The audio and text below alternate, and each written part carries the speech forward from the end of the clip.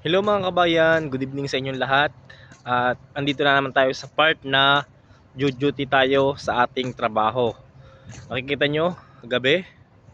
Ayan, kasi panggabi yung ating schedule, no? So 3 months na ako dito sa Saudi at nagsimula akong mag-start is night shift at walang rotation na nangyayari, no? So wala namang problema kasi yun yung binigay sa atin ng manager. So tanggapin na lang natin kaysa wala tayong trabaho, no?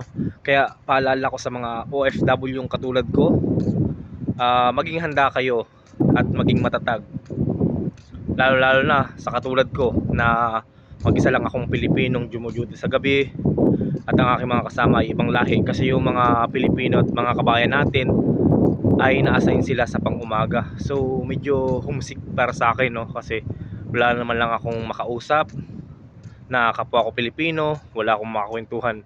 Siyempre iba kasi yung pag kapwa mong Pilipino yung katrabaho mo, medyo magaan, gumalaw, at magkakasundo kayo at mas madali i-deliver yung mga gusto mong sabihin kapag kapwa mo Pilipino yung kasama mo.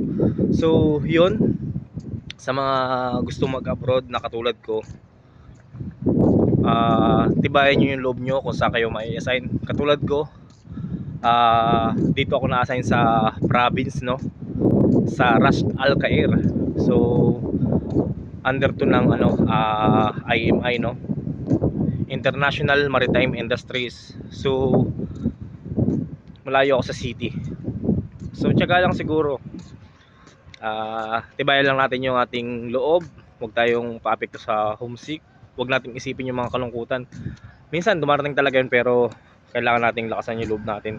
Kasi kapag tayo nagkasakit dito sa abroad, walang mag-aasikaso sa atin.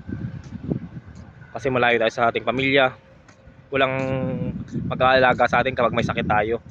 Kaya magpakatatag tayo. Kaya kung gusto mong maging isang OFW, dapat nakahanda ka. Nakahanda ka kung saan ka mailalagay o kung ano yung magiging status mo dito, no? Kasi hindi naman palaging masaya ang isang OFW. So yun, pakatatag ka lang, manalangin, at enjoyin mo lang yung pagiging OFW mo, no? Para hindi ka ma-homesick. Darating ang araw, magugulat ka lang, tapos na yung kontrata mo. So yun mga ka-OFW, maraming salamat sa panonood and God bless. Ingat kayong lahat.